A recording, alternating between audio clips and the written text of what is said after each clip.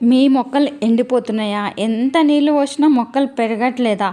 ఆకులు పసుపు రంగులోకి మారిపోతున్నాయా? ఈ 5 మిస్టేక్‌ల వల్లే మొక్కలు చనిపోతున్నాయేమో!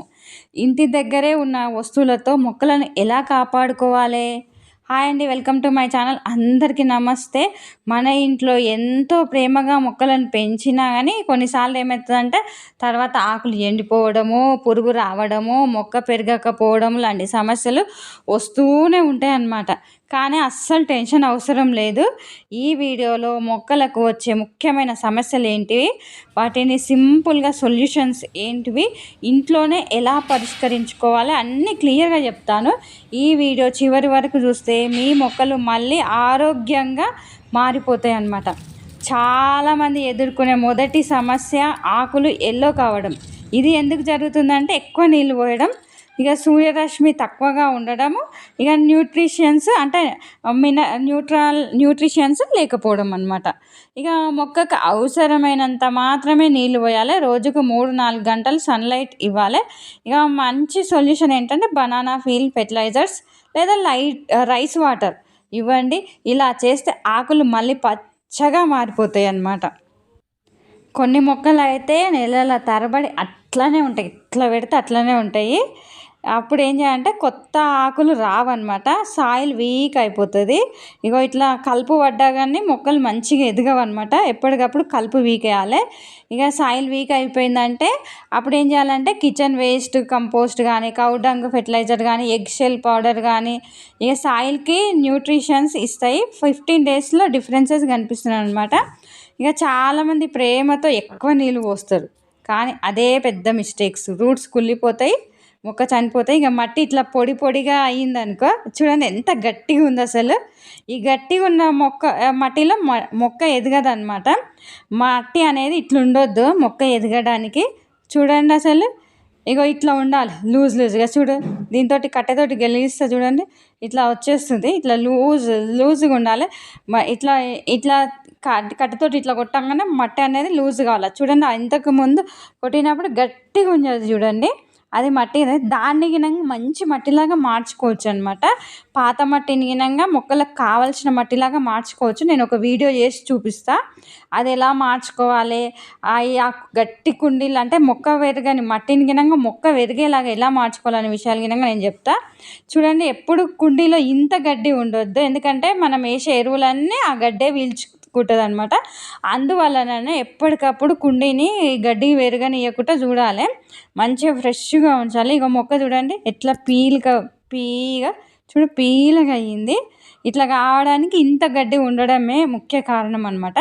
ఎప్పటికప్పుడు కుండీలో గడ్డి పడితే ఎప్పటికప్పుడు తీసేస్తూ ఉండాలి. ఇకపోతే ఇక కుండీలో గడ్డి తీసేస్తే మొక్క చూడు ఎంత మంచిగా ఎదిగింది. ఇలా ఎదగాలని ఉంటే ఖచ్చితంగా కుండీలో గడ్డి పడకుండా చూసుకోవాలన్నమాట. ఇక ఎప్పటికప్పుడు ఇట్లా ఎండిపోయిన కొమ్మలను కట్ చేస్తూ ఉండాలి.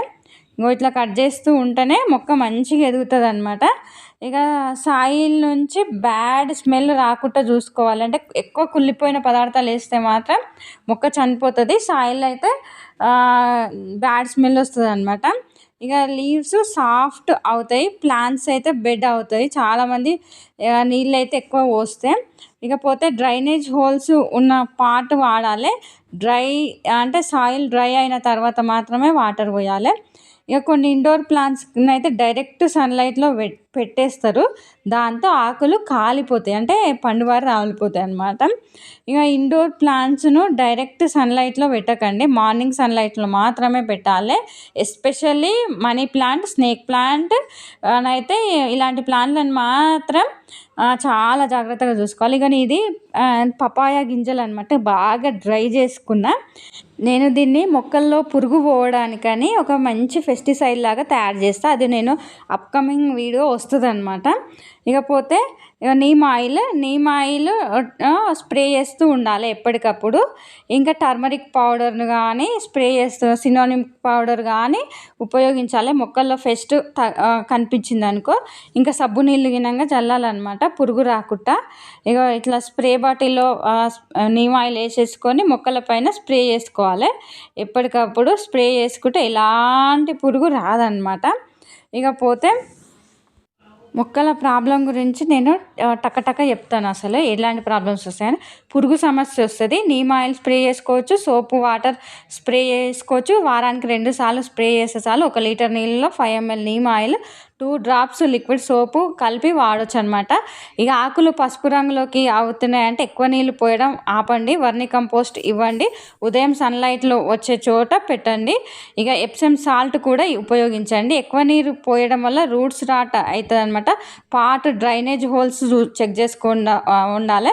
సాయిల్ డ్రై అయిపోవాలి. ఇక ఇట్లా కూరగాయ తొక్కలలో కొంచెం పసుపు, ఎందుకంటే పసుపు కలపకపోతే ఫస్ట్ ఆ కూరగాయ తొక్కలకు పురుగులు వచ్చి దాన్నే పట్టుకొని ఉంటాయి. అప్పుడు మనం అట్లనే వేసినాం అనుకో, మళ్ళీ ఆ కుండికి గినంగా పురుగులు వస్తాయి అన్నమాట. ఎప్పుడైనా పసుపు కలిపితే, పసుపే అని కాదు, పోతే వేప ఆకు పొడి గినంగా కలుపుకోవచ్చు అనమాట.